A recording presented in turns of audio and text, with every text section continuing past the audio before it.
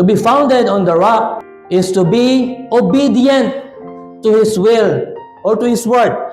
So you see, hearing is one thing, and obeying or practicing is another thing. Magkaiba po yun. Hindi porket narinig mo na at na-memorize mo na yung mga verses sa Bible, okay na, solve ka na, Pastor, alam ko na yung 10 Commandments, memorize ko na yung Psalm 53, alam ko na yung Bible, nabasa ko na cover to cover. But it's not enough. The next challenge is that, are you obeying or practicing applying what you have read, what you have studied? Kasi yun yung mas mahalaga. Kung ano yung ating napapakinggan sa mga sermons, sa mga aral, isinasa buhay natin. Yun yung essence ng mga informations na narinig natin mula sa Panginoon that we must obey. Ito yung kulang. Ang sarap ng mga pangako ng Panginoon. Narinig natin, pagpapalain ka ng Diyos, ikaw ay gagabayan ng Panginoon. Ang sarap, no? Di ba? Pagpapalain ka ng Panginoon. Pero anong kondisyon doon? If you're going to seek first His kingdom and His righteousness, only then that He will bless you. The things that you need will be given unto you. Hanggang pakinig ka lang, at hanggang amen ka lang, pero hindi mo ginagawa yon. Unahin siya. Pagdating sa araw-araw mong pamumuhay, itsakwerang Panginoon. So how can you receive, how can you realize the blessings, the promises of God, kung hindi mo ginagawa ang dapat mong gawin para lubusan mong makamtan ang mga pagpapalang ito? Amen? Sa atin nakasalalay. Ang pangako ng Lord ay naghihintay, pero maa-unlock ito kapag tayo ay tumugon at gumawa ng aksyon. Napakahalaga ng pagsunod.